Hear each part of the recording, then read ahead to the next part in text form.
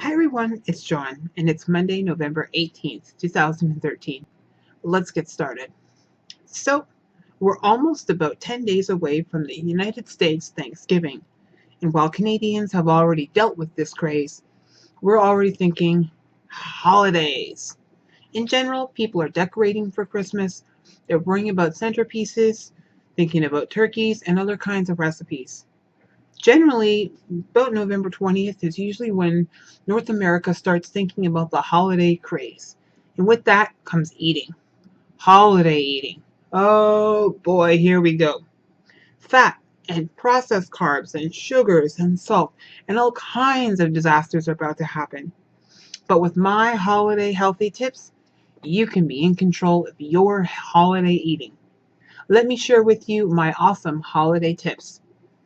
Number one, don't skip meals. A lot of people seem to think that what a lot of people don't realize is it is about budgeting your calories, your carbs, and all the things you need. But the fact is, you shouldn't be skipping other meals just so you can compensate for extra room.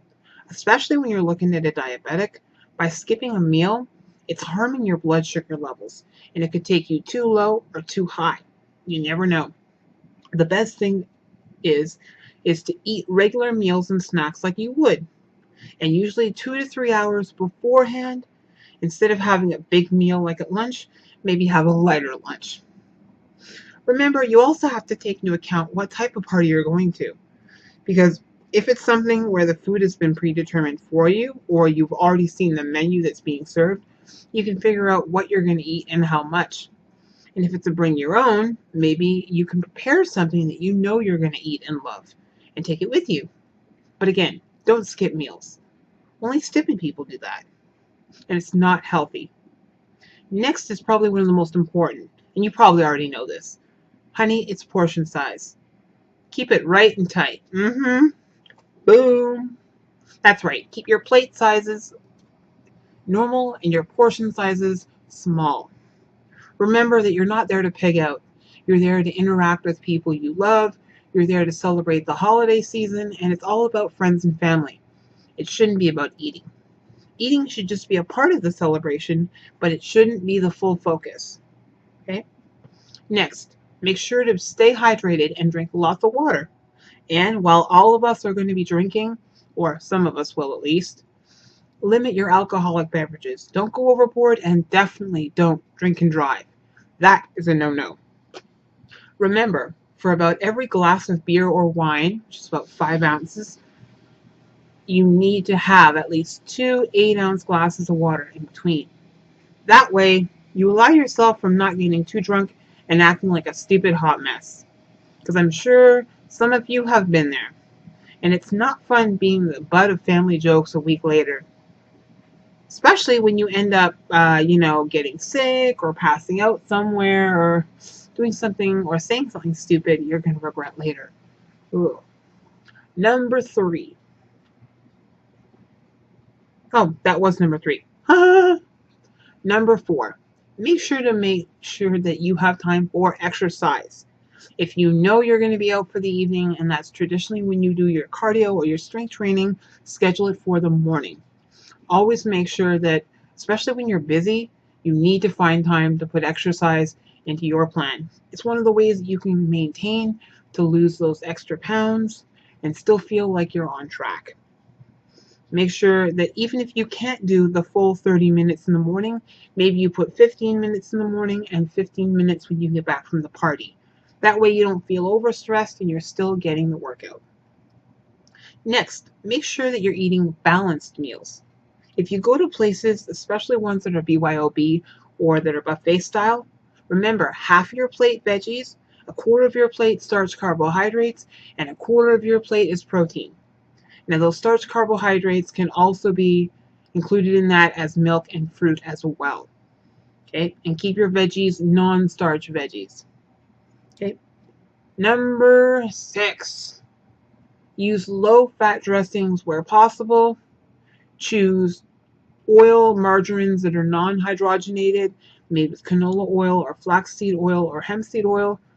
And of course, limit the amount of gravy unless you can make it with a water base. that has less salt, less sugar, and less fat. Number 7, take small bites, eat slowly, and think before you eat.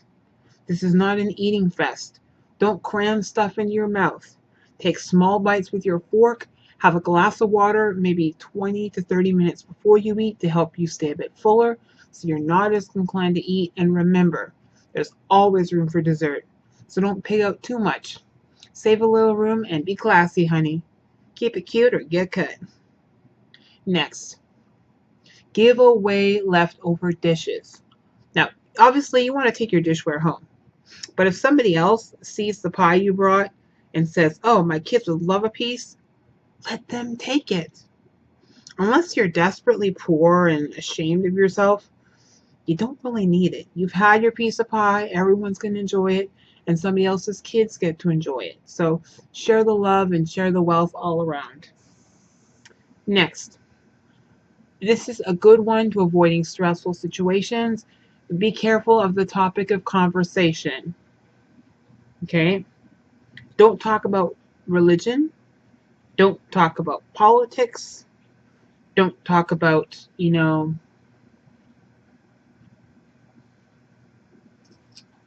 what is it? Like things that are going to bring up drama. Current events, be careful. Now, obviously, if you're in a very strict Republican style religious family who all have the exact same beliefs on every topic, that's fine. But that's not the reality. So be careful what you're talking about. Ultimately, you could open up a can of worms you don't want to open up, honey. Trust me, a lot of people have dealt with some big drama on the holidays because of something they said or a comment they made. Keep everything light, airy, and funny. And be aware of the audience you're talking to, especially at work parties where you don't know a lot of these people and a lot of their spouses or wives or husbands or etc. or families. So be careful. Next, schedule time so that you can rest, relax, and recharge. Especially if you're a busy on the go person, sometimes you may not have the time. Thinking about wrapping gifts, thinking about shopping, thinking about parties, thinking about so many things at once, you need time for yourself. A little me time of 10 to 15 minutes every day or so is not a bad thing, honey. Stress management is one of my top 5 tips. Remember, proper eating, regular exercise, hydration, good sleep, and stress management. Those are the keys. Next, do something active.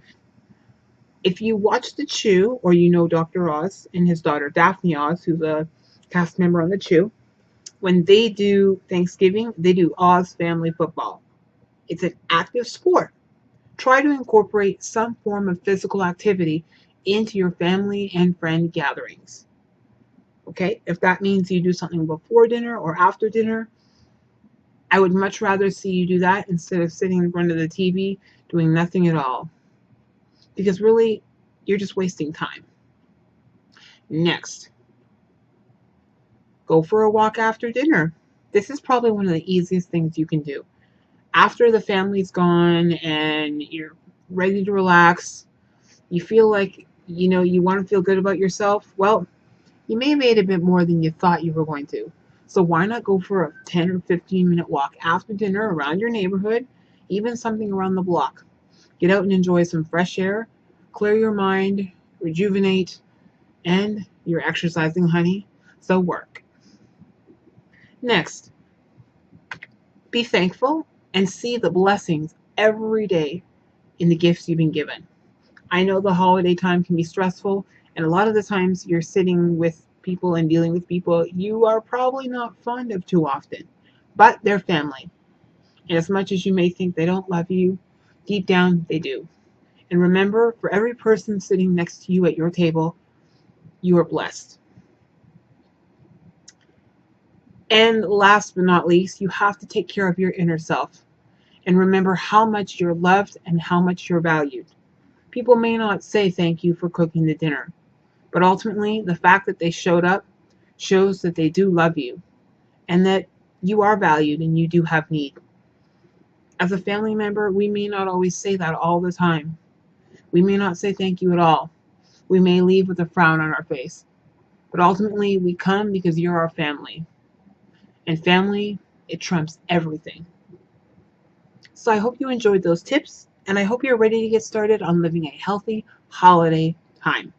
For all those of you in the US that will be celebrating Thanksgiving soon, I wish you all the best to that. And to all of you that are going to be partaking in Black Friday, I'll be sleeping. Wake me up when you don't get that good discount, honey.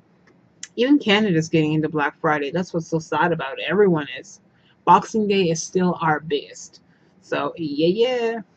The best to you and yours this holiday season as we kick it off. Have a good night, everybody. Bye.